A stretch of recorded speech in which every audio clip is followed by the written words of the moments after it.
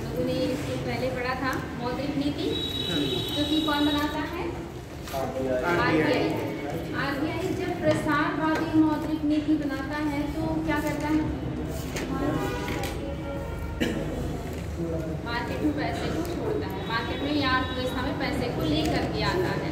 और उसको आप उस तरह से बता सकते हैं, उस लैंग्वेज में जैसा मैंने लिखाया था। प्रसारवादी नीति जब आरबीआई अपनाता है तो क्या करता है?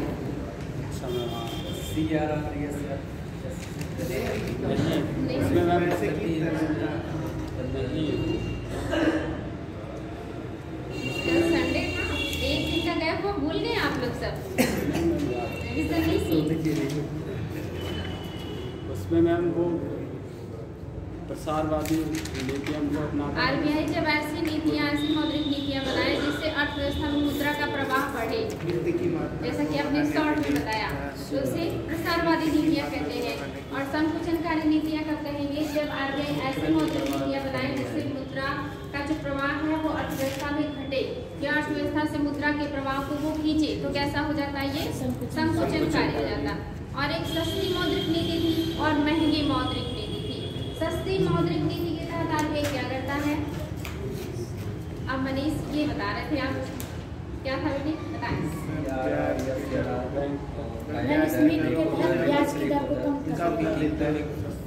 जब सस्ती मौद्रिक नीति होगा तो बैंक दर, रेपो दर, रिवर्स रेपो दर, इन सब का क्या होगा? दर वो कम कर देगा। और जब वो कम करेगा तो प्रसारवादी मौद्रिक, मतलब तब वो सस्ती मौद्रिक नीति अपना रहा होता है। और महंगी मौद्रिक नीति कब अपनाएगा? जब वो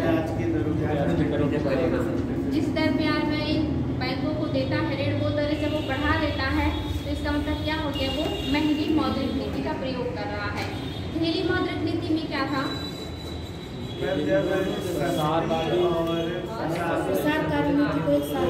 सस्ती मौद्रिक नीति और प्रसारवादी मौद्रिक नीति दोनों एक साथ अपनाए तो इसका मतलब वो ढीली मौद्रिक नीति का प्रयोग कर रहा है। और कठोर मौद्रिक नीति में संकुचनकारी और महंगी, दोनों अपोजिट। जब ये दोनों को एक साथ आगे लागू करे तो इसका मतलब क्या हो गया? वो कठोर मौद्रिक नीति का प्रयोग कर रहा है। मौद्रिक नीति में आप लोगों ने पढ़ा था कुछ जो आरबीआई के द्वारा कुछ दरें हैं जिनमें बढ़ोतरी या घटोतरी करके मुद्रास्फीति और स्फीति को कंट्रोल किया जाता है। वो दरें कौन कौन सी हैं? बैंक दर और रेपो दर और रिवर्स रेपो दर। और कुछ अनुपात है जो आरबीआई बढ़ाता घटाता रहता है, प्रतिशत CRR और SLR था। इसके अलावा कुछ और भी वो काम करता है। खुले बाजार की क्रियाएं या नीतियाँ, साख की राशनिंग और सीमांत आवश्यकता और साख की राशनिंग और नैतिक प्रभाव, ये सारे ही आरबीआई अपनाता है। और हम लोग कहाँ तक कल पढ़े थे? सीमांत आवश्यकता तक कंप्लीट हो गया था। बैंक दर किसे कहते हैं? आप लोग शांत रहेंगे, आप मुझे बताएंगे बैंक दर किसे कहते हैं? लोन देता है, बैंक लोन देता है। अच्छे से बताइए, आपको पता है, हड़बड़ाने की कोई जरूरत नहीं, आराम से बताइए बैंक दर किसे कहते हैं? आप लोगों में से किसी को याद है?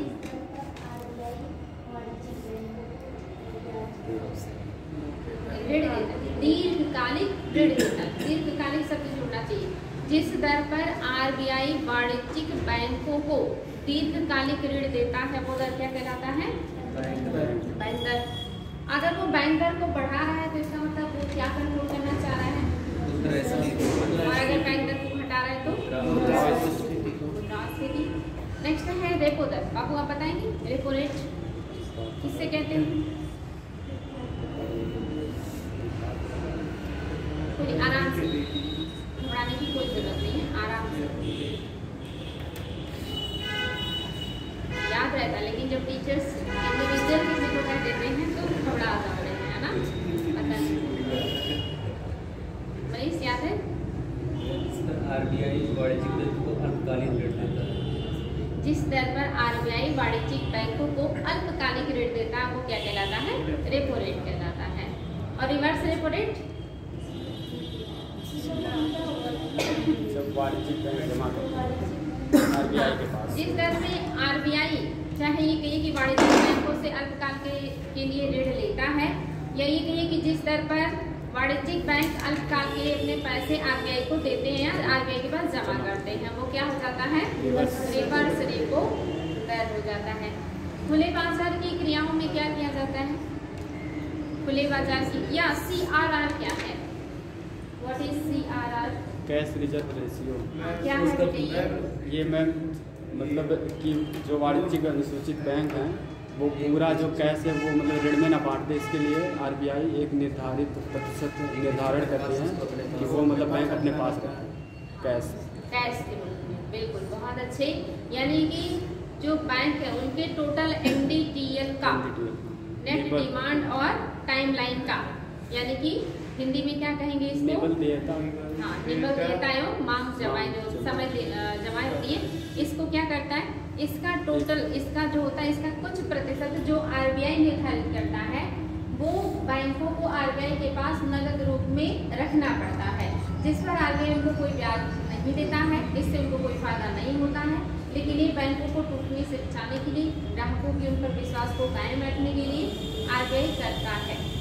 दूसरा था SLR, statutory liquidity ratio. SLR क्या था? नकद या स्वर्ण अपने पास रखता रहता है वाणिज्यिक बैंकों को, ये उसको ऋण के रूप में नहीं दे सकते, दिवालिया वगैरह पूरी तरह से। बहुत अच्छे, वेरी गुड। यानी कि जो आपका SLR होता है ये वाणिज्यिक बैंकों को अपने पास रखना होता है, जिसे वो लोन के रूप में नहीं बांट सकते, उनके पास रिजर्व कोष होता है। इसकी दर भी RBI भी तय करता है, और ये सोने के रूप में, प्रतिभूति के रूप में या करेंसी के रूप में, किसी भी रूप में वो रख सकते हैं। लेकिन वो रखते ज्यादातर किस में है? सरकारी प्रतिभूति के रूप में रखते हैं, कि बैंकों के पास ही रहता है, ठीक ना। इसकी भी दर कौन तय करता? RBI। वर्तमान में कितना है ये? 18% है, और ज्यादातर ये 18%, 17% ही रहता मोस्टली। और इसके बाद आपने खुले बाजार की क्रियाएं पढ़ी थी, जिसके तहत सरकारी प्रतिभूतियों का RBI क्या करता है? क्रय विक्रय करता है, सरकार के लिए क्रय विक्रय करता है, उसे खुले बाजार की क्रियाएं कहते हैं। और क्या पढ़ा था आपने? सीमांत आवश्यकता। क्या था ये? कौन बताएगा? कोई लोन लेते हैं, लोन पे जब जमानत राशि होती है, लोन की कुछ अधिक रहती है। हाँ बिल्कुल, बहुत अच्छे। यानी कि लोन लेने के लिए जो हम जमानत राशि उनके पास रखते हैं, या उनके पास जो चीज़ें हम गिरवी रखते हैं, वो लोन के अमाउंट से उसकी जो वैल्यू होती है, जो कीमत होती है, वो ज़्यादा होती है, उसी को क्या कहते हैं? सीमांत आवश्यकता। अच्छा, अगर इस सीमांत आवश्यकता को सरकार, मतलब जो बैंकें हैं या RBI है, जो वो बढ़ा दे तो क्या कंट्रोल करेगी? मुद्रास्फीति। क्योंकि जब सीमांत आवश्यकता को बढ़ा देगी तो आपको ज्यादा रखना पड़ेगा उनके पास। अगर आपको 10 लाख लेना है तो आपको 15 लाख 20 लाख की प्रॉपर्टी रखनी होगी। जब आपके पास उतनी प्रॉपर्टी रहेगी तभी आप उतना रख के ले पाएंगे, तो आप क्या करेंगे? लोन कम लेंगे, और जब आप लोन कम लेंगे तो अर्थव्यवस्था में आप पैसे को कम लेकर के आएंगे। तो आप क्या कंट्रोल करना है? इससे भी मुद्रास्फीति। और अगर इस सीमांत आवश्यकता को कम कर दे कि मिनिमम अंतर होना चाहिए, लोन ले जा सकते हैं, तो क्या कंट्रोल करेगी? मुद्रास्फीति को कंट्रोल करेगी। सब टर्म्स बहुत इंपॉर्टेंट है। इसके बाद आपने क्या पढ़ा था? हेडिंग क्या है? साख्ती राशि। ठीक है, चलिए इसमें आगे बढ़ते हैं। साख्ती राशि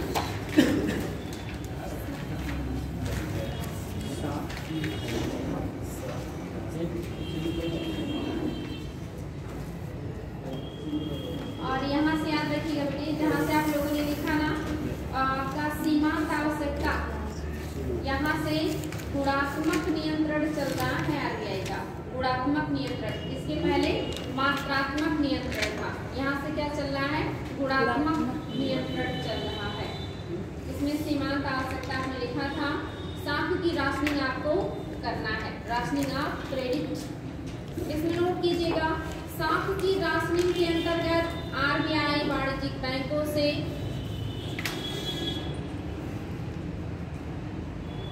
साख की राशनिंग के अंतर्गत RBI वाणिज्यिक बैंकों से ऋण देने की अधिकतम सीमाएं निर्धारित करता है। ऋण देने की अधिकतम सीमाएं निर्धारित करता है।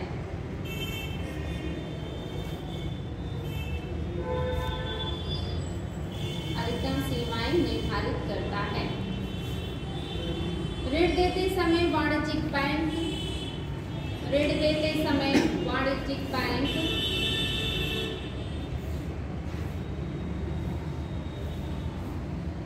इस कोटे की सीमा से अधिक ऋण नहीं दे सकते।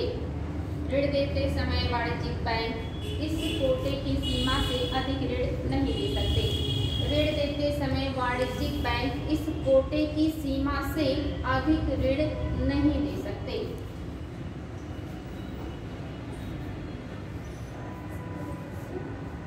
इस कोटे की सीमा से अधिक ऋण नहीं दे सकते।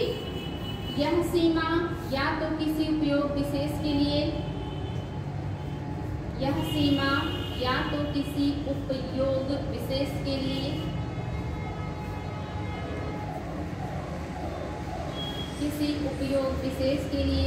अथवा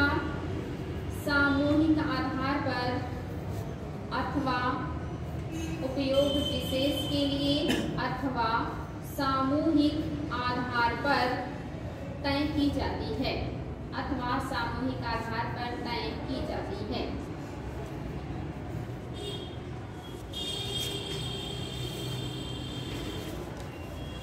जैसे सभी वाणिज्यिक बैंकों को अपने कुल ऋण का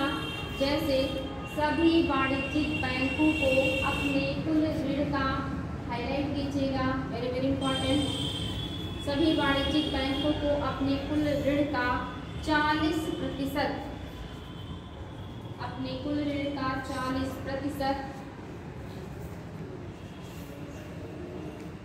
प्राथमिकता प्राप्त क्षेत्रों में वितरित करना आवश्यक है।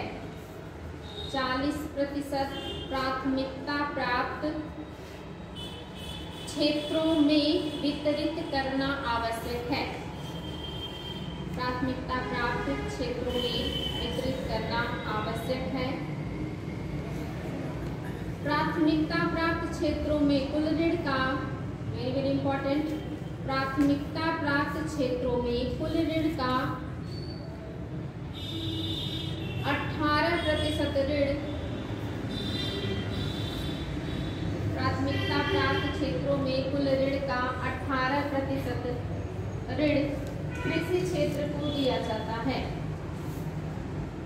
18% ऋण कृषि क्षेत्र को दिया जाता है। 40% का 18%।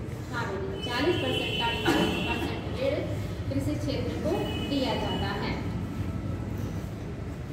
तो आरबीआई यहाँ पे विभेदनकारी जो ऋण नीति है क्यों अपना रही है? यहाँ पे भेदभाव कर रही है ना, मतलब बाध्यकारी कर रही है। आप जितना ऋण देते हैं, अगर आप 100% ऋण दे रहे हैं तो उसका 40% आपको किसे देना है?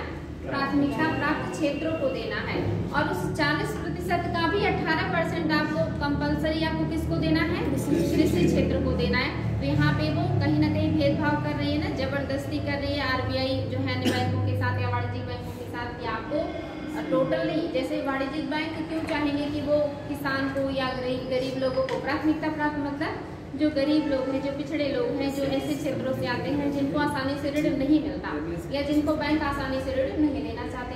लेकिन आरबीआई कहता है कि अगर आप उनको ऋण नहीं देंगे तो फिर उन्हें ऋण कहाँ से मिलेगा? ज़्यादातर वाणिज्यिक बैंक बिजनेसमैन या ऐसे लोगों को ही ऋण देना पसंद करते हैं। वो प्राथमिकता प्राप्त क्षेत्रों को ऋण देना नहीं चाहते। इसलिए आरबीआई के ऊपर कंडीशन रखता है कि अगर आप 100% बांट रहे हैं तो उसका आप सिर्फ 60% ही दे सकते हैं ऐसे व्यापारिक लोगों को, लेकिन आपको 40% प्राथमिकता प्राप्त क्षेत्र को देना पड़ेगा। और उस 40% में से मतलब फिर बदमाशी कर सकते हैं वाणिज्यिक बैंक के किसानों को ना दे करके बाकी सबको दे दें, तो वहाँ पे भी कंपलसरी उसके ऊपर किया जाता है कि नहीं, आप उसका 18% कम से कम 18% आपको कृषि क्षेत्र को ऋण देना पड़ेगा। इसलिए एग्जाम में क्वेश्चन आ सकता है कि आरबीआई कितने % प्राथमिकता प्राप्त क्षेत्रों के को ऋण देने के लिए बैंकों को कहती है? तो 40%। या प्राथमिकता प्राप्त 40% में से कितना प्रतिशत उन्हें कृषि क्षेत्र को देना आवश्यक होता है? 18%। 5%, और एक इसके तहत हो रहा है सांख्यिकी राशनिंग के तहत, जहाँ पे आरबीआई क्या कर रहा है, विभेदनकारी ऋण नीति अपना रहा है बैंकों के साथ। चलिए आगे बढ़ते हैं। नैतिक प्रभाव, नैतिक प्रभाव।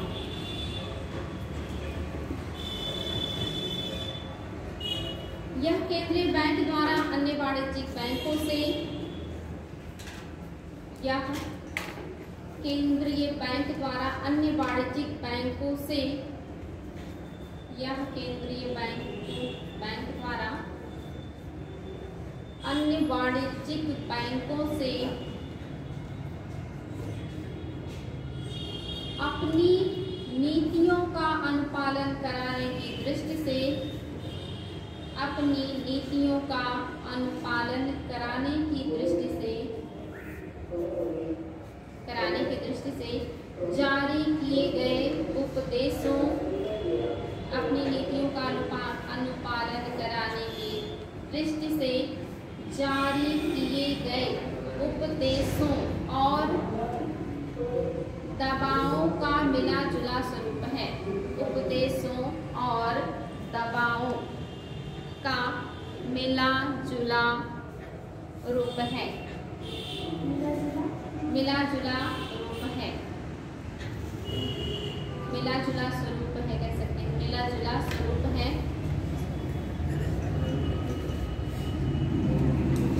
यानी कि नैतिक प्रभाव क्या है, ये जो वाणिज्यिक बैंक हैं उनको उपदेश दे करके या उनके ऊपर दबाव डाल के, जैसे आप लोगों को मैं 2 तरीके से पढ़ने के लिए मजबूर कर सकती हूँ। या तो मैं आप लोगों को ऐसा मतलब लेक्चर दूँ, समझाऊँ। उपदेश देने का मतलब क्या है, लेक्चर देना कि ये आपके लिए अच्छा है, ऐसा करेंगे तो आप भविष्य में आगे बढ़ेंगे।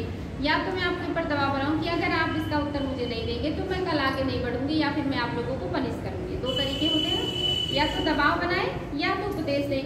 अगर आप बहुत सीधे होंगे तो उपदेश से मान जाएंगे, लेकिन अगर आप बहुत सीधे नहीं होंगे तो फिर क्या करना पड़ेगा, दबाव बनाना पड़ेगा। आरबीआई भी ऐसा करती है। बहुत सारे जो बैंक होते हैं, कुछ बैंक तो आरबीआई के दिशा निर्देशों को मान जाते हैं, समझाने से ही वो समझाती है कि हाँ आपका काम करने का तरीका ऐसे, आप ऐसे काम कीजिए, ग्राहकों से अच्छे बात कीजिए, अच्छे से बात कीजिए, जो ऋण लेके जाए उनके कांटेक्ट में बने रहिए, उनका हाल चाल लेते रहिए ताकि वो भाग ना जाए। तो अगर आप आरबीआई की बातों को ऐसे समझाने से मान रहे तो ठीक, अगर नहीं मानेंगे तो आरबीआई क्या करेगा, दबाव बनाएगा कि अगर आपने आगे से अच्छे से काम नहीं किया और आपका परफॉर्मेंस अच्छा नहीं रहा तो मैं आपको ऋण नहीं दूंगा। बैंक दर repo rate, reverse repo rate के तहत आपको लोन भी नहीं मिलेगा और मैं आपका लाइसेंस भी रद्द कर सकता हूँ। तो ये क्या हो गया, दबाव। तो आरबीआई दोनों का प्रयोग करता, उपदेश का भी और दबाव का भी, ताकि बैंक अच्छे से काम करे। जब वो अच्छे से काम करेंगे तभी पैसे की आवाजाही मार्केट में सुचारू रूप से बनी रहेगी। बात समझ में आ गया? चलिए, जब आप लोगों को बीच में लाया जाता है तब अच्छे से समझते हैं। आप हेडिंग कीजिएगा, सीमांत अस्थायी सुविधा, सीमांत अस्थायी सुविधा, सीमांत अस्थायी सुविधा, मार्जिनल स्टैंडिंग फैसिलिटी, इसको कहते हैं marginal standing facility, MSF, marginal standing facility, MSF। कभी कभी सीमांत अस्थायी सुविधा देगा, कभी कभी दे देगा MSF। क्या, इसीलिए मैंने दोनों आपको बताया है। सीमांत अस्थायी सुविधा को इंग्लिश में कहते हैं मार्जिनल स्टैंडिंग फैसिलिटी, MSF। इसमें नोट कीजिएगा, MSF की अवधारणा मई 2011 से प्रभावी हुई। MSF की अवधारणा मई 2011 से प्रभावी हुई। MSF की अवधारणा मई 2011 से प्रभावी हुई। मई 2011 से प्रभावी हुई। MSF ब्याज की वह दर है, MSF ब्याज की वह दर है जिसके तहत अनुसूचित वाणिज्यिक बैंक, जिसके तहत अनुसूचित वाणिज्यिक बैंक आरबीआई से अपने शुद्ध जमा, जिसके तहत अनुसूचित वाणिज्यिक बैंक आरबीआई से अनुसूचित वाणिज्यिक बैंक आरबीआई से हाईलाइट कीजिएगा अपने शुद्ध जमा ब्रैकेट में निबल मांग और समय देता net demand and time liability nibble मांग और समय देता जिसे NDTL कहते हैं का ब्रैकेट बंद कर लीजिएगा का 1% रात भर के लिए ऋण ले सकते हैं। फिर से रिपीट कर दे रही हूँ, भारतीय रिजर्व बैंक से अपने शुद्ध जमा का 1% रात भर के लिए ऋण ले सकते हैं। शुद्ध जमा का 1% रात भर के लिए ऋण ले सकते हैं। इसी को क्या कहा जाता है? सीमांत अस्थायी सुविधा। MSF के तहत जो वाणिज्यिक बैंक हैं कि अपनी टोटल जमा का या ये NDTL का 1% रात भर के लिए, मान लीजिए उनके पास 100 करोड़ है तो 100 करोड़ का 1% कितना? 1 करोड़, और रात भर के लिए किससे ले सकते हैं? RBI से। इसी को क्या कहा जाता है? MSF। समझ में आ गया? एग्जाम में क्वेश्चन आ चुका है। आगे बढ़ेंगे, नेक्स्ट हेडिंग प्रधान उधार दर प्राइम लैंडिंग रेट। प्रधान उधार दर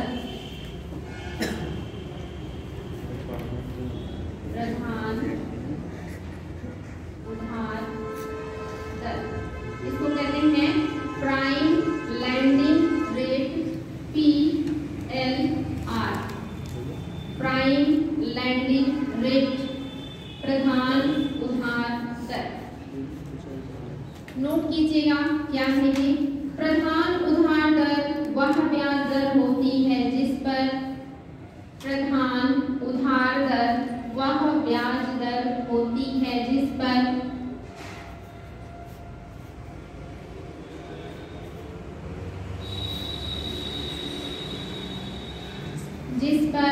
वाणिज्यिक बैंक अपने सबसे विश्वसनीय ग्राहकों को जिस पर वाणिज्यिक बैंक अपने सबसे विश्वसनीय ग्राहकों को वाणिज्यिक बैंक अपने सबसे विश्वसनीय ग्राहकों को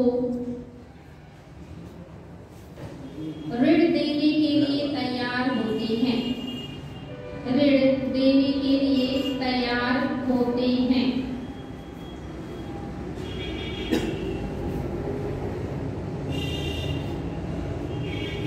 अब इसको थोड़ा सुन लीजिए, अगर आप लोगों को समझ में नहीं आएगा तो मैं पूरा लिखा दूंगी। प्रधान उधार दर शॉर्ट में आपने लिखा कि वह ब्याज दर होता है जिस पर जो अनुसूचित वाणिज्यिक बैंक है वो अपने सबसे विश्वसनीय ग्राहकों को ही ऋण देने के लिए तैयार होते हैं। यानी कि जैसे मान लीजिए आप सभी लोग क्या हैं, वाणिज्यिक बैंकों में जाते हैं पैसा लेने, और आप सभी लोग बिजनेसमैन हैं, लेकिन कुछ लोग ऐसे हैं जिनका बिजनेस बहुत बड़ा है और जिनके बारे में बैंक को ट्रस्ट है कि हमारे यहाँ ये वर्षों से आते हैं, पैसा ले जाते हैं और फिर समय में उसको चुकता कर देते हैं, ये हमारा पैसा लेकर नहीं भागेंगे। ऐसे कुछ खास जो उनके हैं पैसा लेने वाले, ऋण लेने वाले, ऐसे लोगों को वो कुछ ऐसी तरह होती है जिस पर वो उनको उधार देते हैं। और ये जो प्रधान उधार दर है ये बैंकों द्वारा दी जाने वाली सबसे मिनिमम ब्याज दर है। यानी कि अगर इस दर में कोई भी व्यक्ति उनसे पैसा लेता है तो उससे न्यूनतम ब्याज उनको चुकाना पड़ेगा, यानी कि बहुत कम अमाउंट ब्याज के रूप में उनको देना पड़ेगा। वो बहुत आसानी से बड़े अमाउंट में ले जा सकते हैं और बहुत कम ब्याज उनको चुका सकते हैं। जैसे आता है ना किसान क्रेडिट कार्ड, जिसके तहत बहुत मामूली जो है ब्याज दिया जाता है किसानों से ताकि वो आसानी से अपने काम को कर सके। ऐसे ही प्रधान उधार दर उन जो है बिजनेसमैन या उन लोगों के लिए होता है जो बैंक अपने कुछ खास और विश्वसनीय लोगों को ही देते हैं। लेकिन इसमें समस्या क्या होती है कि इससे बस कुछ लोगों को ही फायदा मिलता है। हालांकि बैंक को भी बहुत फायदा नहीं होता क्योंकि उससे बहुत उनको मिनिमम ब्याज मिलता है, लेकिन फिर भी जब बड़े अमाउंट में पैसा लेके जाते हैं तो कुछ उनको फायदा होता रहता है और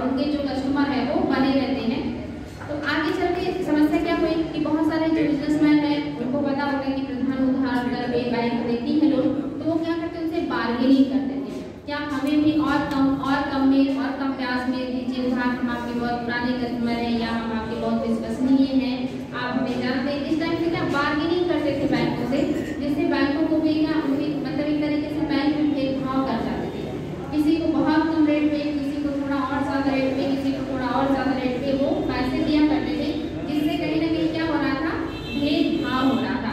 इसलिए आरबीआई ने कहा कि अब ये सिस्टम नहीं रहेगा।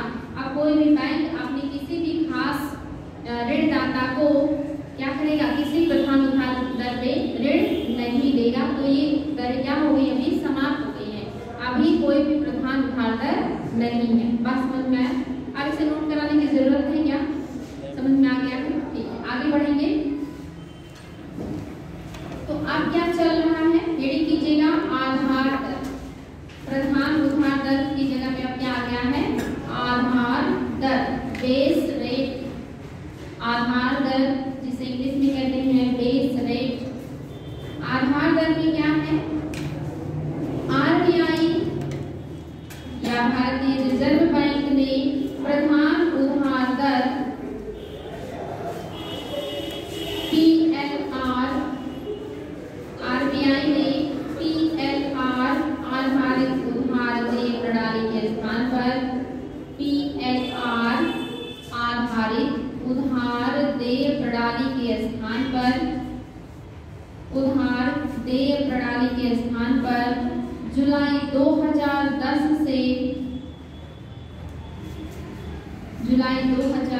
से आधार दर प्रणाली को लागू किया है। PLR आधारित उधार देय प्रणाली के स्थान पर जुलाई 2010 से आधार दर यानी कि बेस रेट प्रणाली को लागू किया है,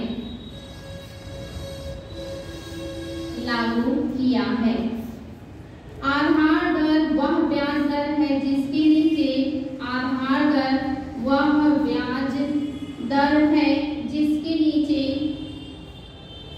आधार दर वह ब्याज दर है जिसके नीचे कोई भी अनुसूचित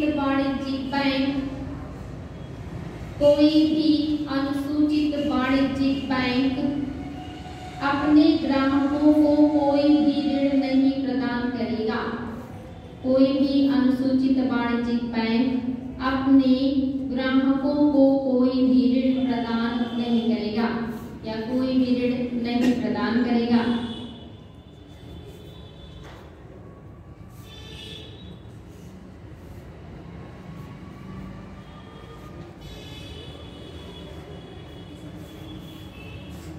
बात समझ में आ गया?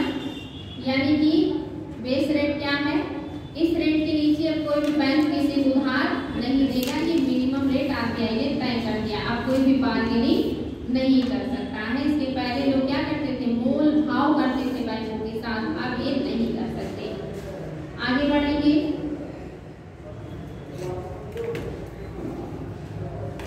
यहाँ तक बात समझ में आई? किसी को कोई दिक्कत?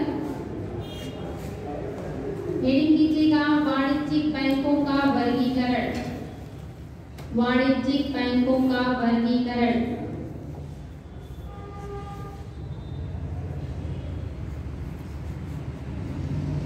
उसमें इसका हेडिंग कीजिएगा वाणिज्यिक बैंकों का वर्गीकरण में इसका हेडिंग कीजिएगा अनुसूचित वाणिज्यिक बैंक।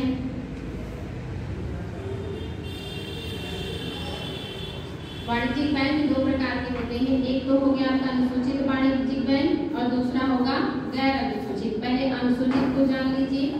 अनुसूचित वाणिज्यिक bank, scheduled commercial bank, scheduled commercial bank इसको कहते हैं अनुसूचित वाणिज्यिक बैंक। नोट कीजिएगा आरबीआई अधिनियम 1934 की हाईलाइट करके लिखिएगा। आरबीआई अधिनियम, आरबीआई एक्ट 1934 की 1934 की दूसरी अनुसूची में शामिल ऐसे वाणिज्यिक बैंक, दूसरी अनुसूची में शामिल ऐसे वाणिज्यिक बैंक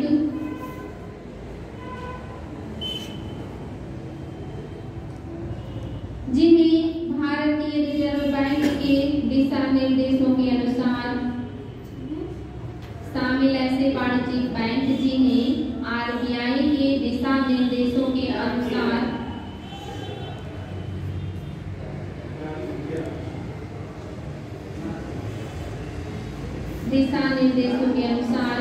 काम करना होता है अनुसूचित वाणिज्यिक बैंक कहलाते हैं।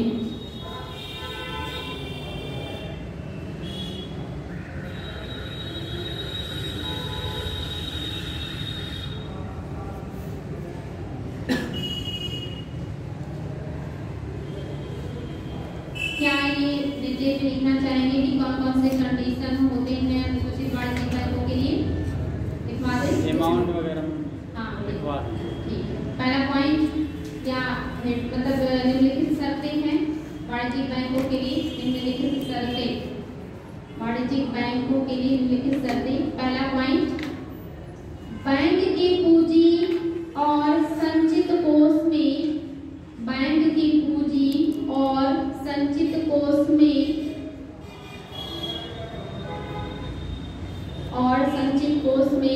5 लाख से अधिक राशि होनी चाहिए।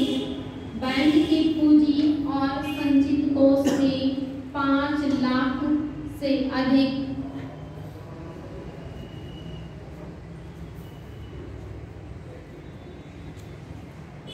राशि होनी चाहिए।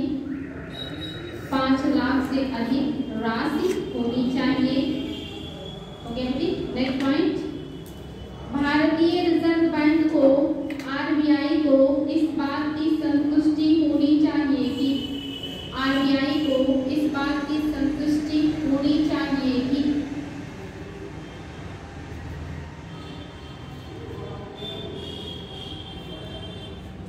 कि बैंक के सभी क्रियाकलाप जमाकर्ताओं के हित में होंगे। कि बैंक के सभी क्रियाकलाप जमाकर्ताओं के हित में होंगे। बैंक के सभी क्रियाकलाप जमाकर्ताओं के हित में होंगे।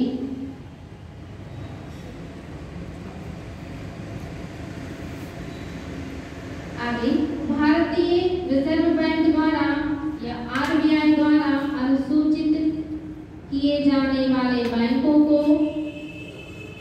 आरबीआई द्वारा अनुसूचित किए जाने वाले बैंकों को निम्नलिखित सुविधाएं प्राप्त हो जाती हैं। निम्नलिखित सुविधाएं प्राप्त हो जाती हैं। निम्नलिखित सुविधाएं प्राप्त हो जाती हैं। पहला पॉइंट, वे आरबीआई से बैंक दर पर ऋण प्राप्त करने के लिए अधिकृत हो जाते हैं। वे आरबीआई से बैंक दर पर ऋण प्राप्त करने के लिए अधिकृत हो जाते हैं। वे आरबीआई से बैंक दर पर ऋण प्राप्त करने के लिए अधिकृत हो जाते हैं।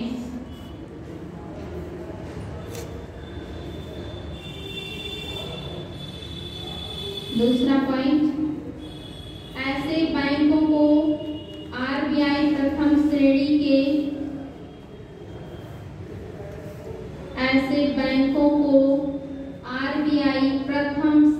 के विनिमय पत्रों के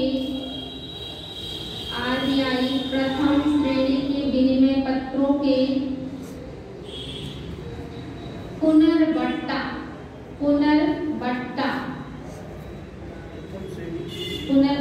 जिसको कहेंगे रीडिस्काउंट की सुविधा भी प्रदान करता है। पुनर्बट्टा की सुविधा भी प्रदान करता है।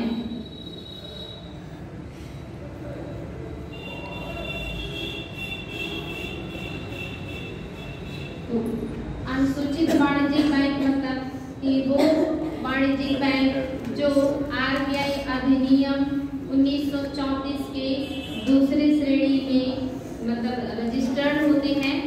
ऐसे अनुसूचित वाणिज्यिक बैंक मतलब ऐसे बैंकों को क्या कहते हैं? अनुसूचित वाणिज्यिक बैंक। कौन से बैंक हैं जिन्हें आरबीआई अनुसूचित वाणिज्यिक बैंकों के रूप में श्रेणीबद्ध कर सकता है या आरबीआई एक्ट के दूसरे श्रेणी में शामिल करेगा? जिनके पास क्या होना चाहिए? 5 लाख रुपए का कोष संचित निधि होना चाहिए। साथ ही आरबीआई को इस बात का विश्वास होना चाहिए कि ये जो बैंक है ये जो इसके यहाँ ग्राहक आएंगे, जमाकर्ता आएंगे, उनके हित में काम करेगा।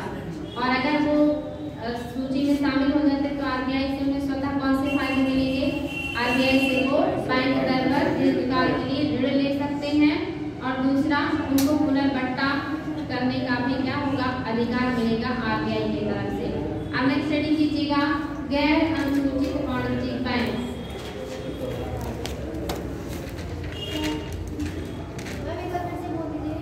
क्या बेटे? गैर अनुसूचित वाणिज्यिक बैंक। गैर अनुसूचित वाणिज्यिक बैंक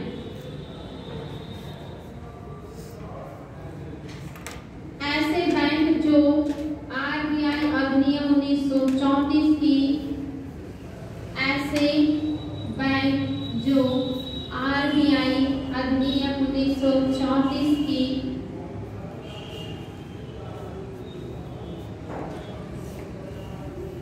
दूसरी अनुसूची में शामिल नहीं है, दूसरी अनुसूची में शामिल नहीं है, जिसके कारण उन्हें आरबीआई के दिशा निर्देशों के अनुसार, जिसके कारण उन्हें आरबीआई के दिशा निर्देशों, जिसके कारण उन्हें आरबीआई के दिशा निर्देशों के अनुसार कार्य करना आवश्यक ना हो। आरबीआई के दिशा निर्देशों के अनुसार कार्य करना आवश्यक ना हो। आरबीआई के दिशा निर्देशों के अनुसार कार्य करना आवश्यक ना हो, गैर अनुसूचित वाणिज्यिक बैंक कहलाते हैं। गैर अनुसूचित वाणिज्यिक बैंक कहलाते हैं।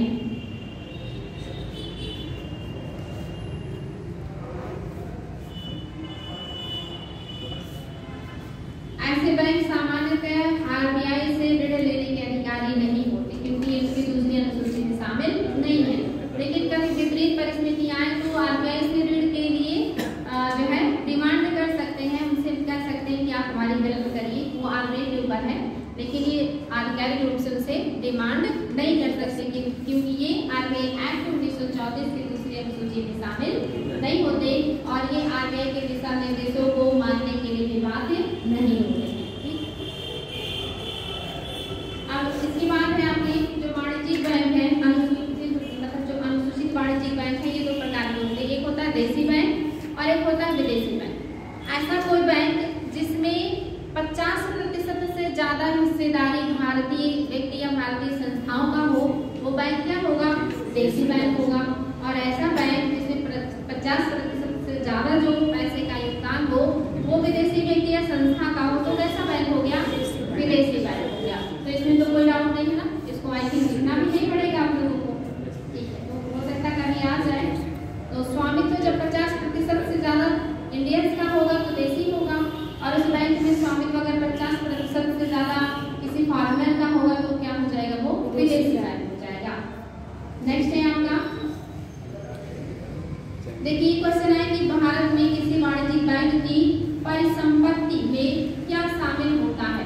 कौन कौन सी चीजें हैं जो आप कहेंगे कि ये वाणिज्यिक बैंक की परिसंपत्ति है? जैसे अगर आपके पास किसी ने पैसा ऋण के रूप में, मतलब आपके पास पैसा, उन्होंने पैसा आपके पास जमा किया हो, तो क्या वो आपकी परिसंपत्ति है? नहीं, क्योंकि वो तो एक दिन ले जाएगा, वो आपकी परिसंपत्ति नहीं हो सकती। हाँ, उसको ले दे करके आप इधर उधर जो उससे मुनाफा कमा लेंगे वही आपका क्या होगा? परिसंपत्ति होगी। तो ऐसे ही एग्जाम में क्वेश्चन आया है और आईएएस में आया है कि इसमें से कौन सा है जो वाणिज्यिक बैंकों की परिसंपत्ति में शामिल नहीं होगा? तो क्या नोट करवा दीजिए कि क्या क्या शामिल है? करवा दीजिए, ठीक है, नोट कर लीजिए। भारत में किसी वाणिज्यिक बैंक की परिसंपत्ति में निम्नलिखित शामिल होते हैं, या सीधे लिख लीजिए वाणिज्यिक बैंक की परिसंपत्ति। वाणिज्यिक बैंक की परिसंपत्ति, इसमें पहला पॉइंट वाणिज्यिक बैंक की परिसंपत्ति में पहला point, money at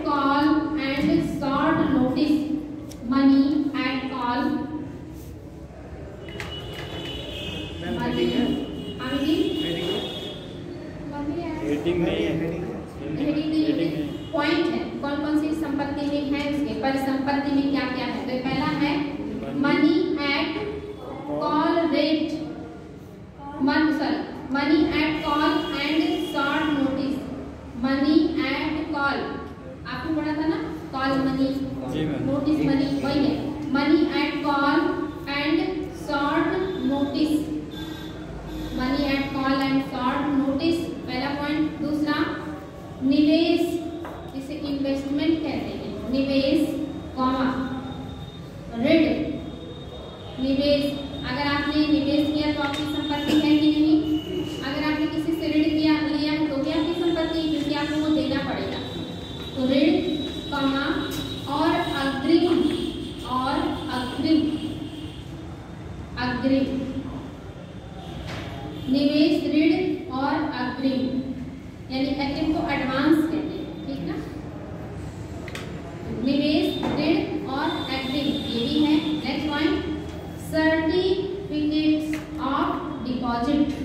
certificates of deposits, जो डिपॉजिट के सर्टिफिकेट होते हैं, certificates of deposit. Next point maturity के एक वर्ष के अंदर, मैच्योरिटी के एक वर्ष के अंतर सरकारी प्रतिभूति। मैच्योरिटी के एक वर्ष के अंतर सरकारी प्रतिभूति। मैच्योरिटी के एक वर्ष के अंतर सरकारी प्रतिभूति। सरकारी प्रतिभूतियां जो एक वर्ष के अंतर में होती है ना, वो भी क्या हो गई उसकी परिसंपत्ति, उसके बदले में पैसा पाएगा। एक वर्ष के अंदर मतलब वही एक वर्ष का अंदर ही ना, हाँ, क्योंकि अल्पकाल के लिए होता है। बिल्कुल रहता ना 364 दिनों तक का उसका रहता है, तो एक वर्ष का अंतर हो उसमें, ये नहीं कि कई वर्ष होगा। Next point cash at the central bank. Cash at the central bank, यानी कि केंद्रीय बैंक में जो आपने कैश जमा किया हुआ, cash at the central bank. CRR, हाँ CRR भी हो सकता है, किसी भी रूप में कैश जो आपने वहाँ जमा किया है, रिवर्स रेपो में भी तो देते हैं ना। नेक्स्ट स्पेशल डिपॉजिट्स, स्पेशल, हाँ अगला special deposits at central bank. Special deposits at central bank, special deposits at central bank.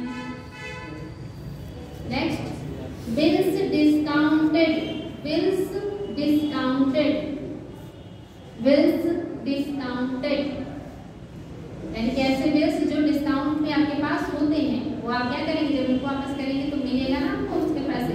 जैसे अब वो बिल्स आपके वाणिज्यिक प्रपत्र भी हो सकते हैं, ट्रेजरी बिल्स भी हो सकते हैं, कुछ भी हो सकते हैं।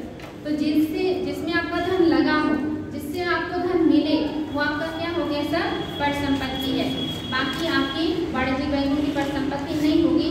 तो ये IAS एग्जाम में आया हुआ क्वेश्चन है, इसीलिए इसको थोड़ा एक दो बार देख लेंगे ना। और देखना क्या है, सारी चीजें तो पढ़ाई चुकी होंगी, कौन कौन सी चीजें हैं जो परिसंपत्ति के रूप में आती हैं।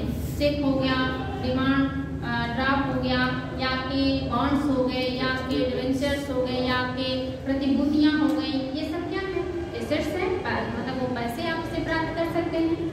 ठीक है, ये क्वेश्चन आया इसलिए मैंने आप लोगों को नोट करा दिया। अब हेडिंग कीजिएगा, देसी बैंकों के दो प्रकार होते हैं। देसी बैंकों के दो प्रकार होते हैं, एक है सार्वजनिक क्षेत्र के बैंक और दूसरा निजी क्षेत्र के बैंक। देसी बैंक टू टाइप, जिसमें फर्स्ट है सार्वजनिक क्षेत्र के बैंक, पब्लिक सेक्टर बैंक। सार्वजनिक क्षेत्र के बैंक पहला पॉइंट है, पहला हेडिंग है। इसमें ऐसे बैंक, वो भी नोट कराएंगे, पहले इसको नोट कर लीजिए। ऐसे बैंक जिनका अधिकांश स्वामित्व एवं प्रबंधन, ऐसे बैंक जिनका अधिकांश स्वामित्व, प्रबंधन,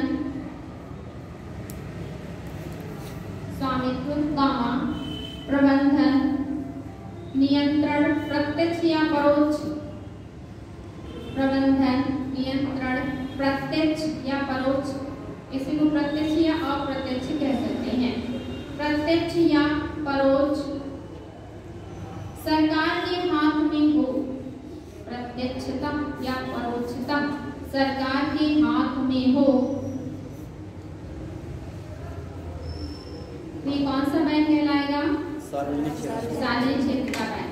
यानी कि अगर किसी बैंक का स्वामित्व चाहे वो प्रत्यक्ष रूप से चाहे अप्रत्यक्ष रूप से अगर वो सरकार के हाथ में है, गवर्नमेंट के हाथ में, तो कैसा बैंक हो गया? वो सार्वजनिक बैंक हो गया। सार्वजनिक बैंक में भी आता है आपका राष्ट्रीयकृत बैंक और गैर राष्ट्रीयकृत बैंक।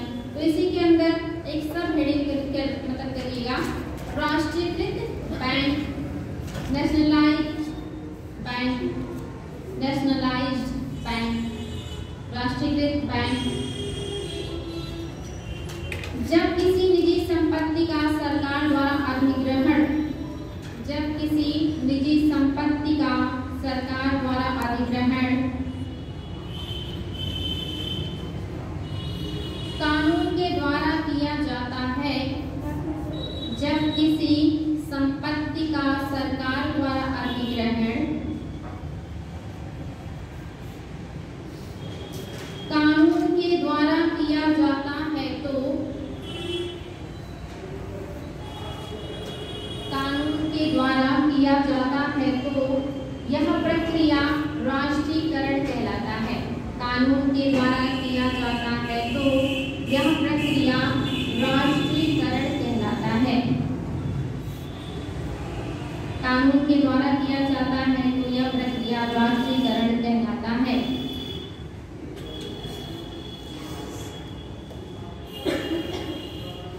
अधिग्रहण के पश्चात संपत्ति, अधिग्रहण के पश्चात संपत्ति सरकार के नाम पंजीकृत होना आवश्यक है।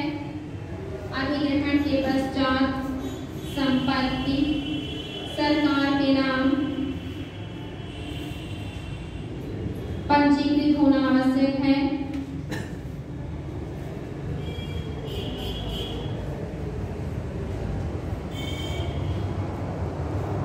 आवश्यक है।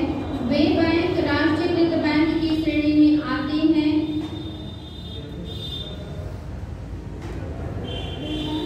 वे बैंक राष्ट्रीयकृत बैंक की श्रेणी में आते हैं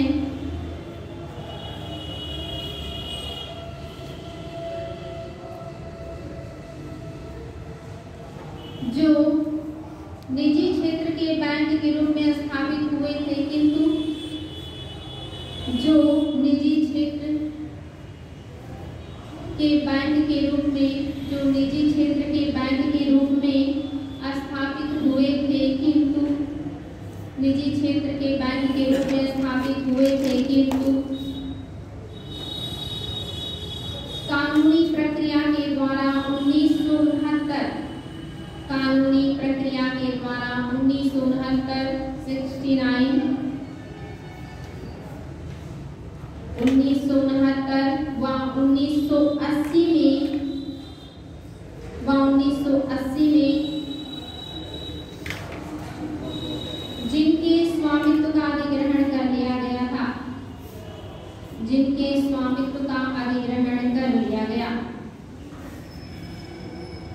कानूनी प्रक्रिया द्वारा 1969 व 1980 में जिनके स्वामित्व का अधिग्रहण कर लिया गया। 1969 में देश के 14 बैंकों, हाईलाइट कीजिएगा, एग्जाम में कई बार पूछा गया है कि 1969 में कितने बैंकों का राष्ट्रीयकरण किया गया था या 14 बैंकों का राष्ट्रीयकरण कब किया गया। तो 1969 में 14 बैंकों का 1969 में 14 बैंकों तथा 1980 में 6 बैंकों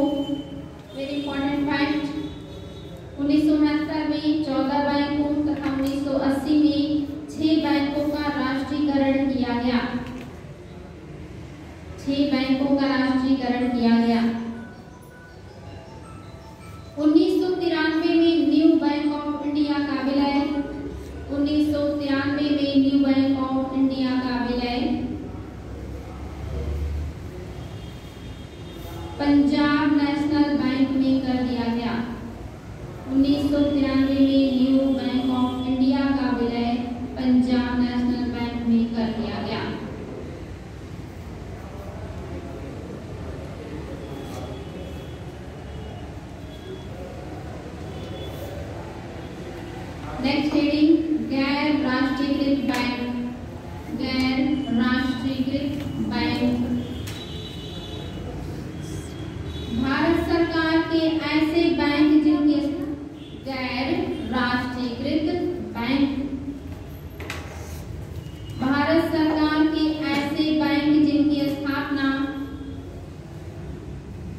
भारत सरकार के ऐसे बैंक जिनकी स्थापना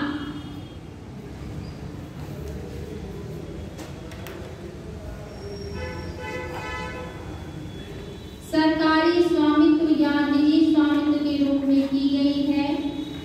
सरकारी स्वामित्व या निजी स्वामित्व के रूप में की गई है। सरकारी स्वामित्व या निजी स्वामित्व के रूप में की गई है।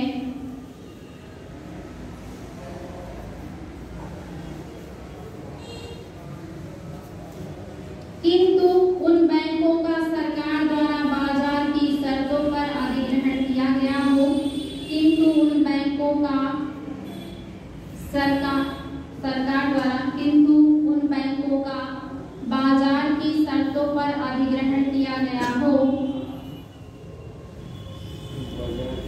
उन बैंकों का सरकार द्वारा बाजार की शर्तों पर अधिग्रहण किया गया हो।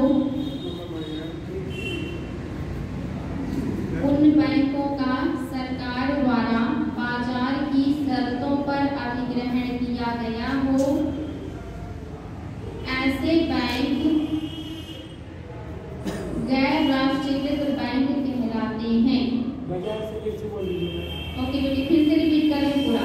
भारत सरकार के ऐसे बैंक जिनकी स्थापना सरकारी स्वामित्व या निजी स्वामित्व के रूप में की गई है, किंतु उन बैंकों का सरकार द्वारा बाजार की शर्तों पर अधिग्रहण किया गया हो।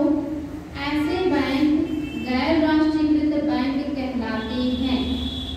जैसे एसबीआई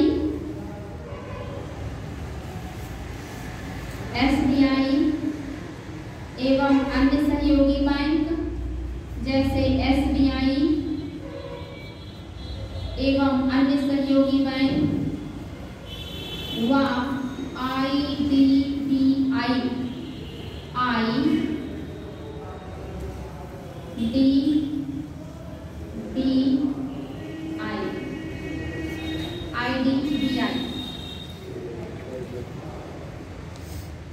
यहाँ तक बात समझ में आया? यानी कि सार्वजनिक क्षेत्र के आपके जो बैंक हैं, सार्वजनिक क्षेत्र के बैंक कौन से बैंक होते हैं जिस पर सरकार का स्वामित्व होता है, वो कैसे बैंक होते हैं? सार्वजनिक। और इस सार्वजनिक क्षेत्र के जो बैंक हो वे दो तरह के हैं। एक आपके राष्ट्रीयकृत बैंक है और दूसरे गैर राष्ट्रीयकृत बैंक है। राष्ट्रीयकृत बैंक वे बैंक हैं जिनका अधिग्रहण सरकार ने कानून के आधार पर किया है। जैसे 1969 में 14 बैंकों का विलय किया गया और 1980 में 6 बैंकों का विलय कर दिया गया। तो ये कैसे हो गए? राष्ट्रीयकृत बैंक हो गए। इनका राष्ट्रीयकरण करके विलय कर दिया गया था। इसके बाद आपने देखा कि गैर राष्ट्रीयकृत बैंक ऐसे बैंक जिनका सरकार, चाहे वो सरकारी स्वामित्व हो या निजी स्वामित्व के हो, जिनका जो सरकार ने अधिग्रहण किया है, लेकिन वो कानूनी आधार पर नहीं बल्कि बाजार के नियमों के आधार पर किया है, वो कैसे हो गए? गैर राष्ट्रीयकृत बैंक हो गए। जैसे एसबीआई और उसके सहयोगी और साथ ही आईडीबीआई। कंफर्म हो गया? चलिए आगे बढ़ेंगे। अब निजी क्षेत्र के बैंक तो समझ ही रहे होंगे ना, जिसका अधिकांशतः जो स्वामित्व होगा वो निजी क्षेत्रों के हाथ में होगा, चाहे वो प्रत्यक्ष हो या परोक्ष। अगर सरकार के हाथ में प्रत्यक्ष या परोक्ष है तो वो सार्वजनिक, और अगर वो निजी हाथ में है तो बैंक प्रत्यक्ष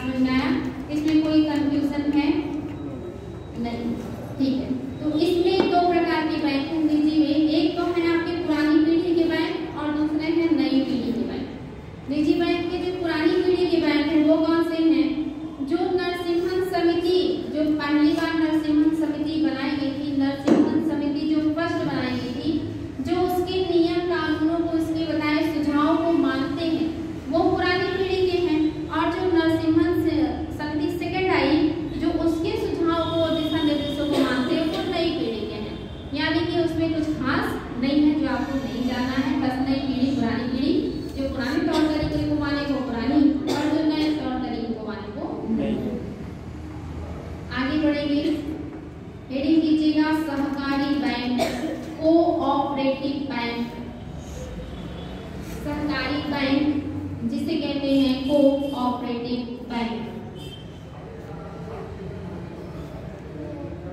सहकारी बैंक भी बैंकिंग के क्षेत्र में, सहकारी बैंक भी बैंकिंग के क्षेत्र में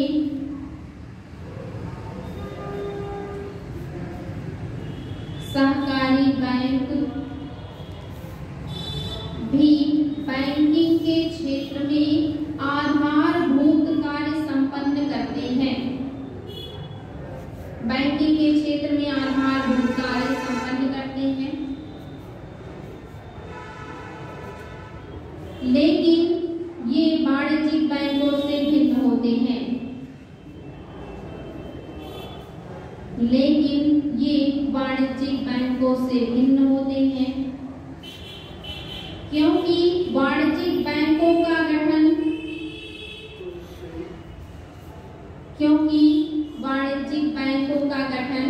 संसद द्वारा पारित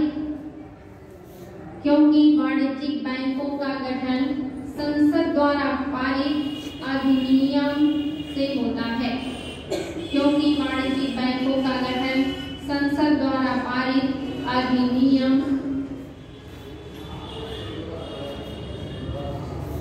द्वारा होता है, जबकि सहकारी बैंकों की स्थापना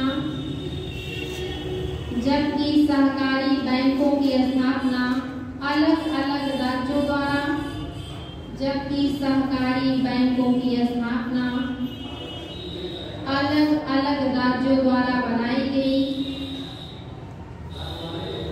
अलग राज्यों द्वारा बनाई गई सहकारी समिति के अधिनियमों द्वारा होता है। अलग अलग राज्यों द्वारा बनाई गई सहकारी समिति के नियमों द्वारा होता है। अलग अलग राज्यों द्वारा बनाई गई सहकारी समिति के नियमों द्वारा होता है। सहकारी बैंकों के बहुत सारे प्रकार हैं, विभिन्न प्रकार हैं, जिसमें आपका हेडिंग कीजिएगा राज्य सहकारी बैंक। सहकारी बैंकों के प्रकार में पहला हेडिंग कीजिएगा राज्य सहकारी बैंक। राज्य सहकारी बैंक जो कि शीर्ष सहकारी बैंक होता है, राज्य सहकारी बैंक जो कि शीर्ष सहकारी बैंक होता है।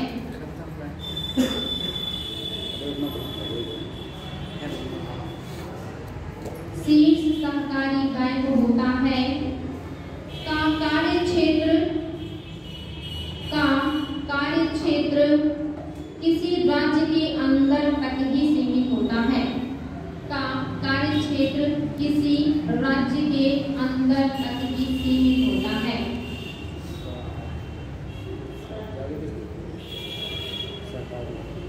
कार्यक्षेत्र के अंदर एक किसी राज्य के अंदर तक ही सीमित होता है, क्योंकि क्या है, राज्य सहकारी बैंक है, इसलिए उनका सीमा क्या होगा, उस राज्य के अंदर ही होगा, उसके बाहर वो नहीं जा सकते। वो अंतर सहकारी बैंक नहीं, अंतर राज्य सहकारी बैंक नहीं है, बल्कि क्या है, राज्य सहकारी बैंक है। नेक्स्ट हेडिंग केंद्रीय सहकारी बैंक। केंद्रीय सहकारी बैंक ये आपको कंफ्यूज कर सकता है, इसको जिला सहकारी बैंक कहते हैं। केंद्रीय सहकारी बैंक ये जिला सहकारी बैंक भी कहलाता है, या ये जिला सहकारी बैंक भी कहलाते हैं। ये जिला सहकारी बैंक भी कहलाते हैं, जिनका कार्यक्षेत्र एक जिले तक सीमित होता है। जिनका कार्यक्षेत्र एक जिले तक सीमित होता है।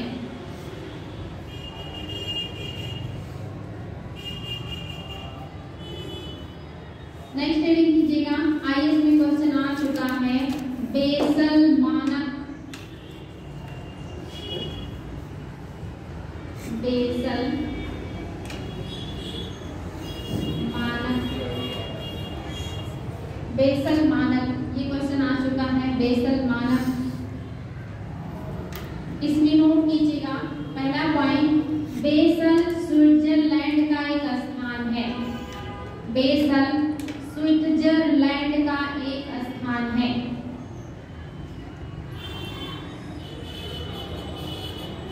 बेसल स्विट्जरलैंड का एक स्थान है जहां पर बैंकिंग समस्याओं पर विचार करने के लिए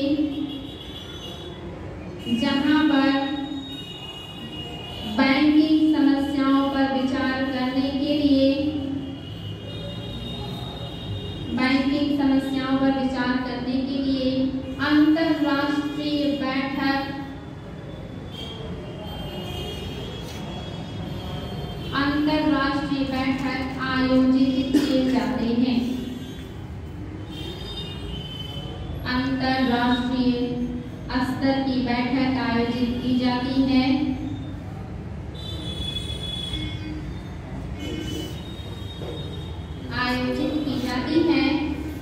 bank for international settlement, bank for international settlement bracket में BIS, bank for international settlement BIS bracket बंद, जिसका लक्ष्य है आर्थिक स्थिरता, हाईलाइट कीजिएगा, जिसका लक्ष्य है आर्थिक स्थिरता तथा बैंकिंग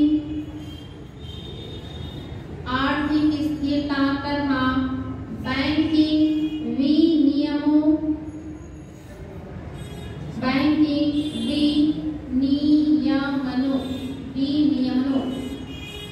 का एक समान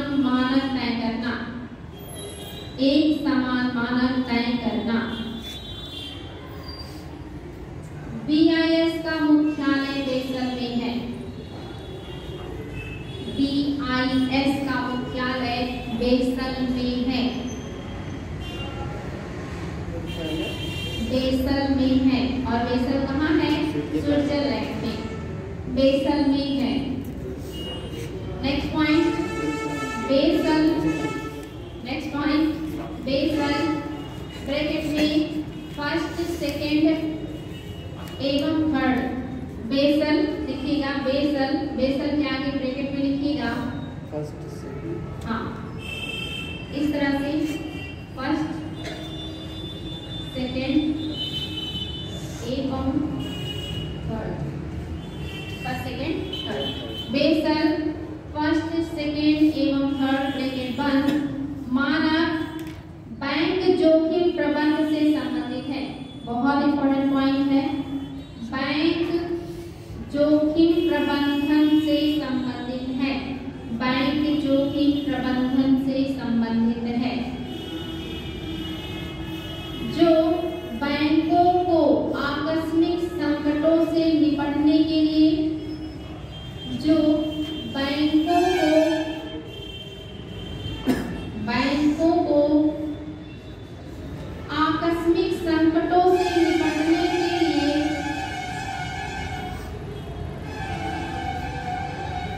उचित व्यवस्था करने की सलाह देते हैं। आकस्मिक संकटों से निपटने के लिए उचित व्यवस्था करने की सलाह देते हैं। बेसल मानकों में सलाह दी गई है कि बेसल मानकों में सलाह दी गई है कि बेसल मानकों में सलाह दी गई है कि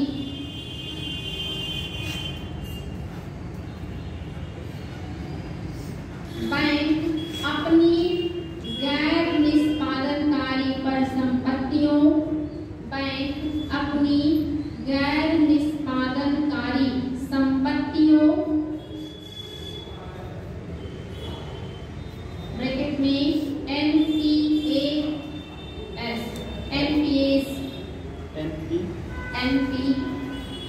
ब्रैकेट में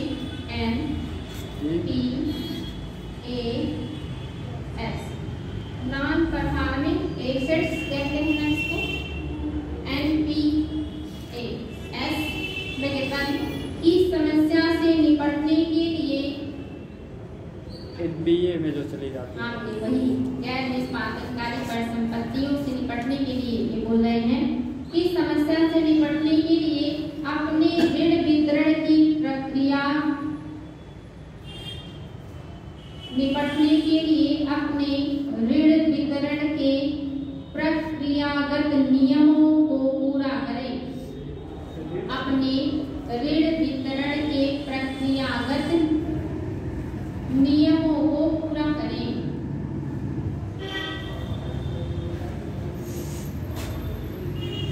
बात समझ में आया? ये जो आप देख रहे हैं बेसल के मानक कितने, फर्स्ट, सेकेंड और थर्ड। ये क्या कहते हैं कि जो बैंक है वो अपने गैर निष्पादनकारी परिसंपत्तियों से जुड़े हुए जो नियम हैं, जो नियम कानून बनाते हैं, उसको क्या करें, वो पूरा करें, ताकि बैंक दिवालिया ना हो, वो डूबे ना।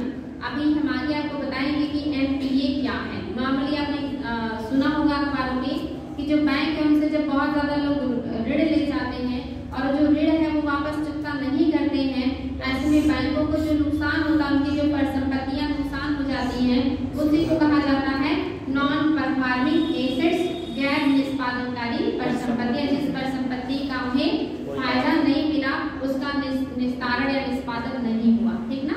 आगे इसको हम और डिटेल में बताएंगे। फिलहाल ये बेसल क्या है, ये बैंकिंग से संबंधित है और ये आपके स्विट्जरलैंड का एक प्लेस है जहाँ दुनिया के विभिन्न देशों से जुड़े हुए जो बैंक प्रणाली के लोग हैं वो इकट्ठा होते हैं, मीटिंग करते हैं, जहाँ भी उन्हें तरह तरह के दिशा निर्देश दिए जाते हैं, कानून बनाए जाते हैं कि कैसे आप अपनी बैंकिंग प्रणाली को और बेहतर बना सकते हैं। तो इसलिए बेसल आपका बहुत ज्यादा इम्पोर्टेंट है। ये आईएएस में भी आया है। अब ये चैप्टर जब खत्म होगा तो मैं आपको बताऊंगी कि आपके इस चैप्टर से आईएएस में कितने ज्यादा क्वेश्चन पूछे गए और वो सारे क्वेश्चन मैं आप लोगों से पूछूंगी और आप लोग उसको सॉल्व करेंगे। वो सारे क्वेश्चन आपके इसी चैप्टर से आए हुए हैं।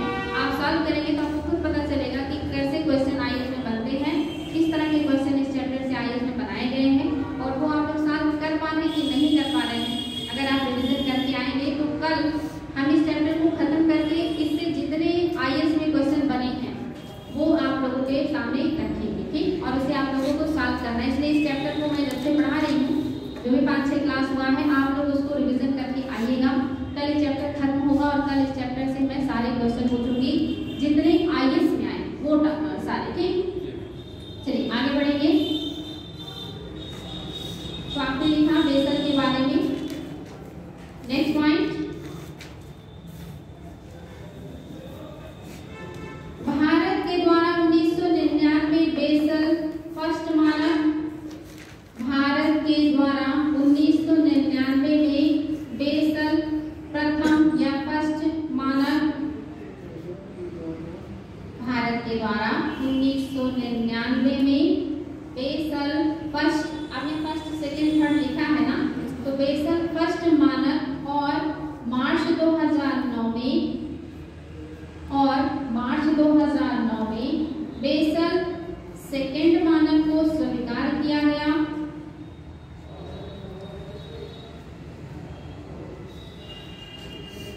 बेसल सेकेंड मानक को स्वीकार किया गया, जबकि 2 मई 2012 को बेसल थर्ड मानक को अपनाने के संदर्भ में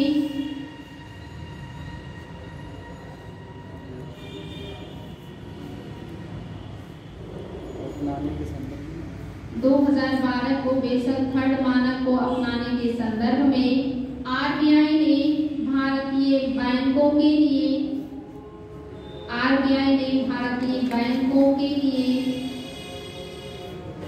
अंतिम दिशा निर्देश जारी किए।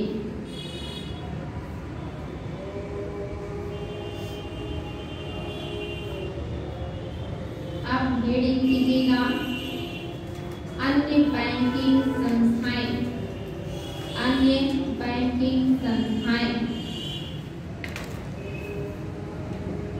अन्य बैंकिंग संस्थाओं में हेडिंग कीजिएगा गैर बैंकिंग वित्तीय संस्थाएं।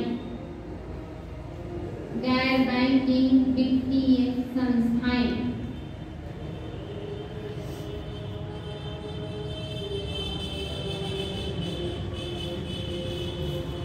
गैर बैंकिंग वित्तीय संस्थाएं, इसमें मैं आपको डायग्राम बना के पहले बता देती हूँ, उसके बाद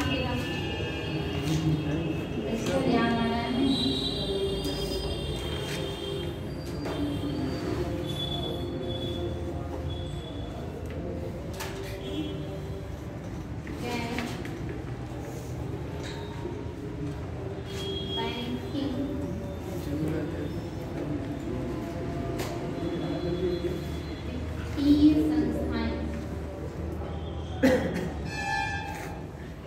गैर बैंकिंग वित्तीय संस्थाएं भी आपकी 3 प्रकार की होती हैं। एक है आपका अखिल भारतीय वित्तीय संस्थाएं,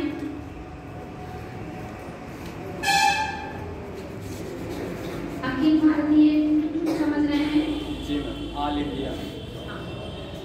अखिल भारतीय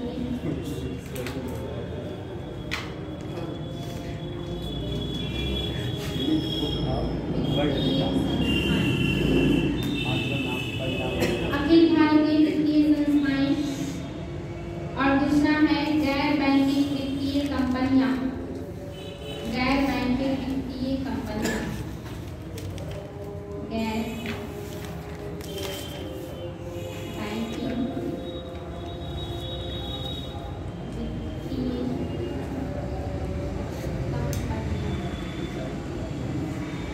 गैर बैंकिंग वित्तीय कंपनियां, और तीसरा है प्राथमिक डीलर,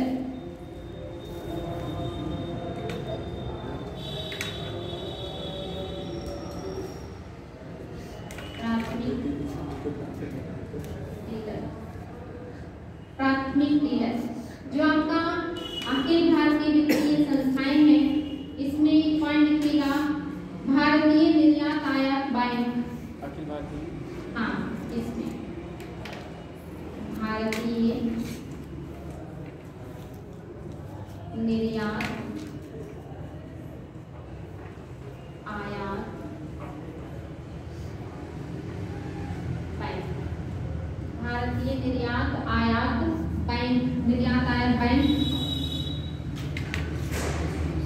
दूसरा है राष्ट्रीय कृषि और ग्रामीण विकास बैंक,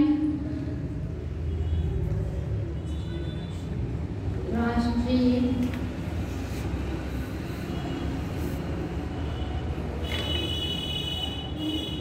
कृषि और विकास बैंक,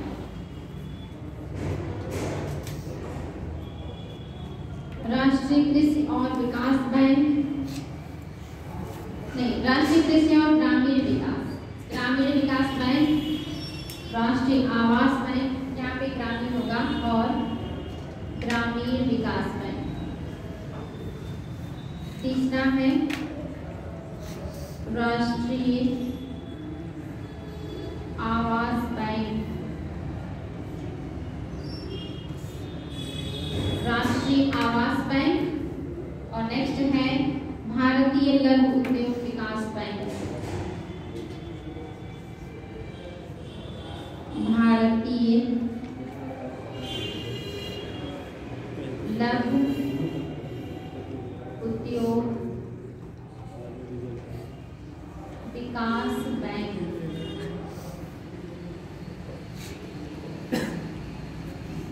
भारतीय लघु उद्योग विकास बैंक गैर बैंकिंग वित्तीय कंपनियां हैं। इसमें है जमाए स्वीकार करने वाली गैर बैंकिंग वित्तीय कंपनियां। पहला पॉइंट, जमाए स्वीकार करने वाली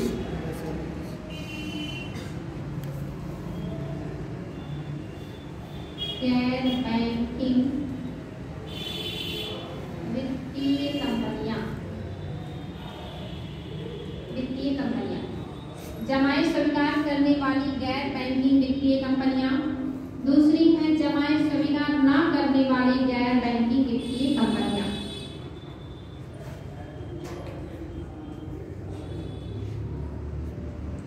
जमाए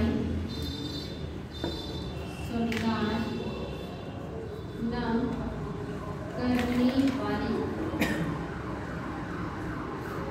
गैर बैंकिंग वित्तीय कंपनियां।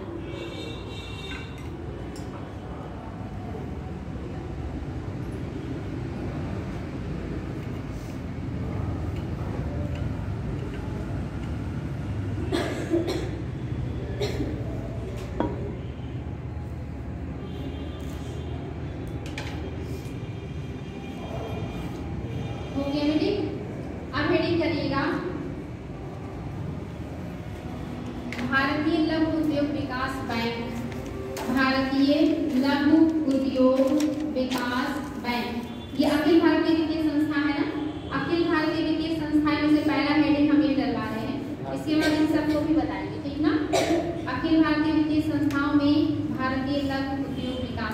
ये हेडिंग कीजिएगा। मैम उसमें प्राथमिक डीलर में कुछ नहीं रहेगा, प्राथमिक डीलर प्राथमिक वही डीलर हम ऐसे बताएंगे अभी, उसमें कुछ नहीं पा रहे हैं।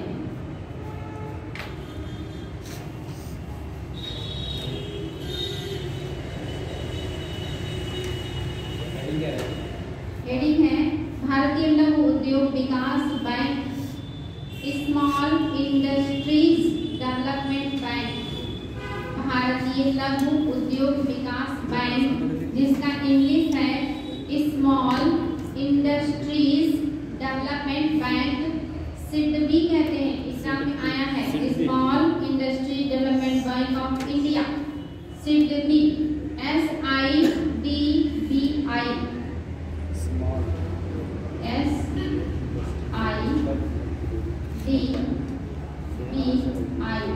SIDBI, small industries development bank of India. ये क्वेश्चन आया है, सिडबी का फुल फॉर्म भी आया है, सिडबी का स्थापना ईयर भी आया है, सिडबी का कार्य क्या है ये भी आया है, ठीक ना, याद रखिएगा। Small industries development bank of India, SIDBI कहते हैं इसे। इसमें नोट कीजिएगा भारतीय लघु उद्योग विकास बैंक अर्थात सिडबी, भारतीय लघु उद्योग विकास बैंक अर्थात सिडबी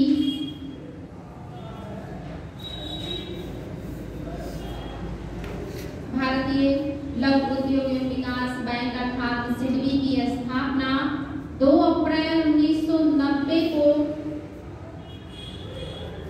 2 अप्रैल 1990 को संसद के एक अधिनियम के अंतर्गत की गई। 2 अप्रैल 1990 को संसद के एक अधिनियम के अंतर्गत की गई, संसद की एक अधिनियम के अंतर्गत की गई।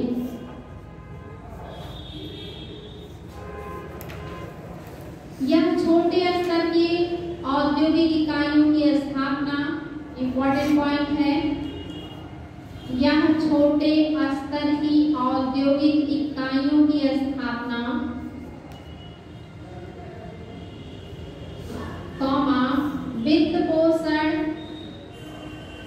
वित्त पोषण तथा विकास हेतु प्रमुख वित्तीय संस्था है। वित्त पोषण तथा विकास हेतु प्रमुख वित्तीय संस्था है, विकास हेतु प्रमुख वित्तीय संस्था है। हाईलाइट कीजिएगा, जिसका मुख्यालय लखनऊ में है,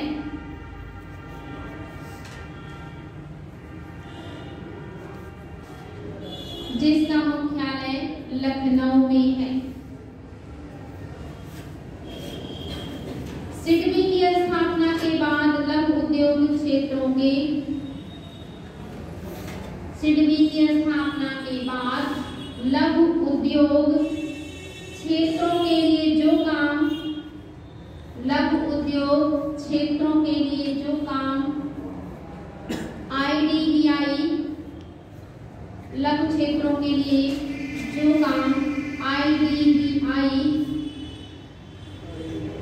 IDBI करता था, लघु उद्योग क्षेत्रों के लिए जो काम IDBI करता था, वह अब इसे हस्तांतरित कर दिया गया है।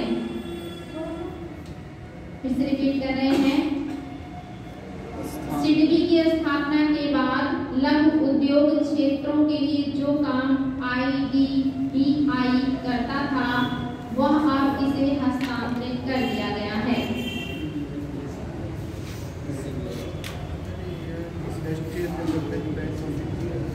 नेक्स्ट हेडिंग, राष्ट्रीय कृषि तथा ग्रामीण विकास बैंक, राष्ट्रीय कृषि तथा ग्रामीण विकास बैंक, वेरी इंपॉर्टेंट, इसका फुल फॉर्म आया है national bank for agriculture and, national bank for agriculture and, Hindi में था राष्ट्रीय कृषि तथा ग्रामीण विकास बैंक, इंग्लिश में है national bank for agriculture and rural development, national bank for agriculture development, NABARD कहते हैं इसे, बहुत इंपॉर्टेंट है, कई बार आया है। NABARD, NABARD, इसका फुल फॉर्म क्या है? NABARD,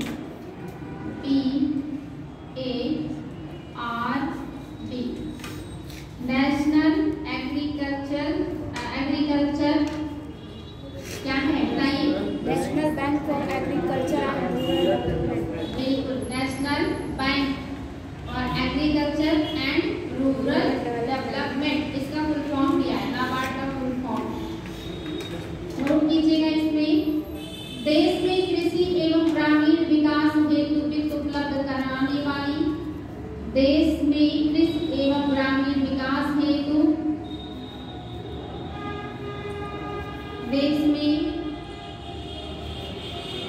कृषि एवं ग्रामीण विकास हेतु वित्त उपलब्ध कराने वाली शीर्ष संस्था के रूप में, वित्त उपलब्ध कराने वाली शीर्ष संस्था के रूप में नाबार्ड की स्थापना कराने वाली संस्था, शीर्ष संस्था के रूप में नाबार्ड की स्थापना 12 जुलाई, वेरी इंपॉर्टेंट, 12 जुलाई 1982 को की गई थी। 12 जुलाई 1982 को की गई थी। 12 जुलाई 1982 को की गई थी।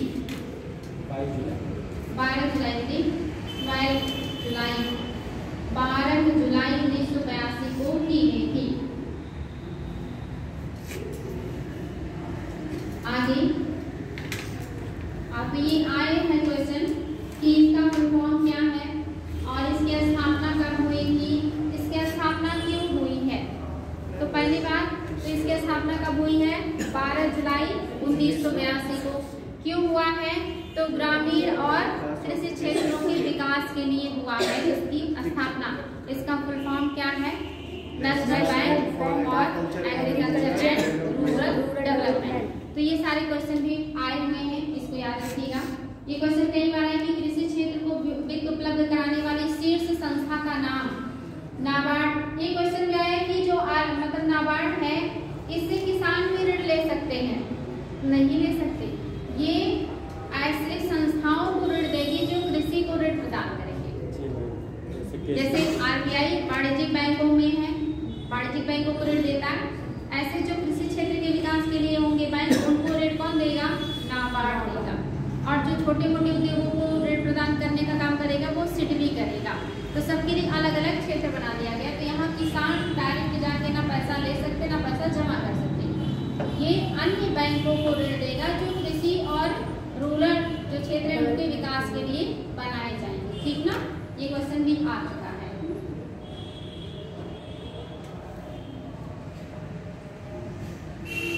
नोट कीजिएगा एक पॉइंट, नाबार्ड एक शीर्षस्थ संस्था के रूप में, नाबार्ड एक शीर्षस्थ संस्था के रूप में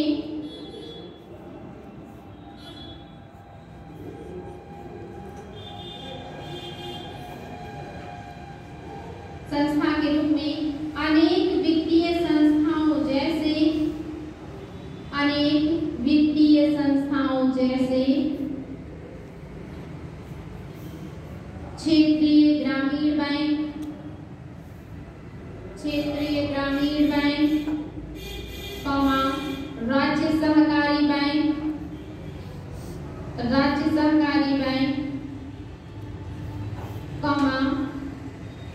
अनुसूचित वाणिज्यिक बैंकों तथा गैर बैंकिंग वित्तीय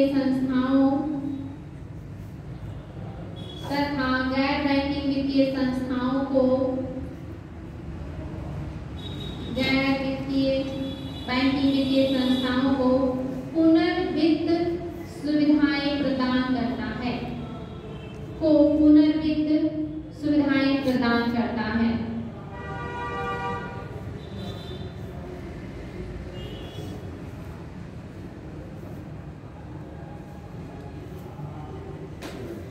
तो आपका जो नाबार्ड है ये बहुत सारे क्षेत्र मतलब बैंकों को ऋण दे रहा है ताकि वो ग्रामीण और जो कृषि क्षेत्र है उनके विकास के लिए ऋण प्रदान करे, उनके विकास को आगे बढ़ाए। तो ये जो नाबार्ड है इसको पैसा कौन देता है? इसके पास पैसा कहाँ से आता है? इसको सरकार देती है, विश्व बैंक देता है और अन्य जो एजेंसियां हैं वो देती है। नाबार्ड को वित्त पोषण कौन कर रहा है?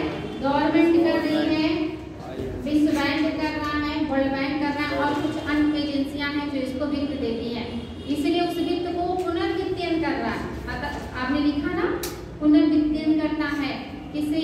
जो राज्य सहकारी बैंक है, जो कृषि विकास बैंक है, जो गैर बैंकिंग वित्तीय कंपनियां हैं, जो वाणिज्यिक बैंक है, उन सबको कृषि और ग्रामीण विकास के लिए केवल बैंक मतलब ये पैसा देता, अन्य चीजों के लिए पैसे नहीं देता। और इसको पैसे कौन देता है? भारत सरकार, विश्व बैंक और अन्य एजेंसियां जो हैं वो पैसे प्रदान करती हैं।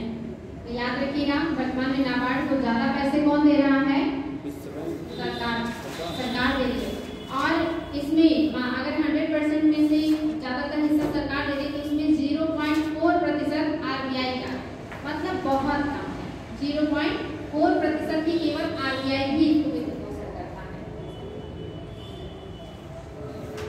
नेक्स्ट है आपका राष्ट्रीय आवास बैंक, ये भी है ना, राष्ट्रीय आवास बैंक, राष्ट्रीय आवास bank, national housing bank, national housing bank. राष्ट्रीय आवास बैंक अधिनियम 1987 के अंतर्गत राष्ट्रीय आवास बैंक अधिनियम 1987 87 राष्ट्रीय आवास बैंक अधिनियम 1987 के अंतर्गत 1987 के अंतर्गत राष्ट्रीय आवास बैंक की स्थापना, राष्ट्रीय आवास बैंक की स्थापना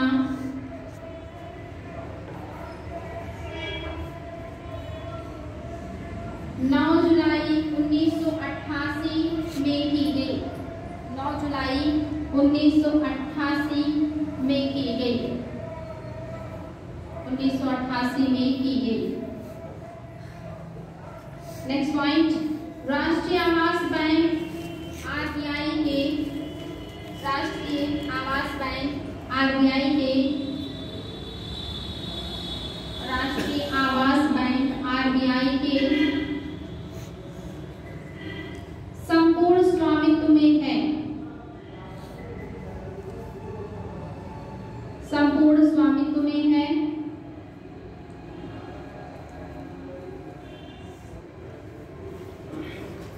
राष्ट्रीय आवास बैंक का मुख्य कार्यालय नई दिल्ली में है।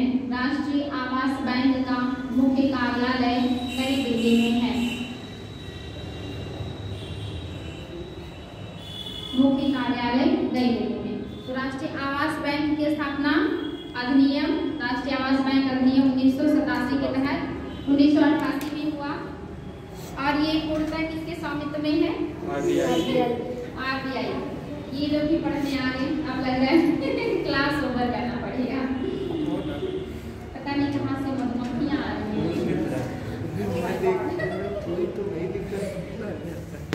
बेटे आप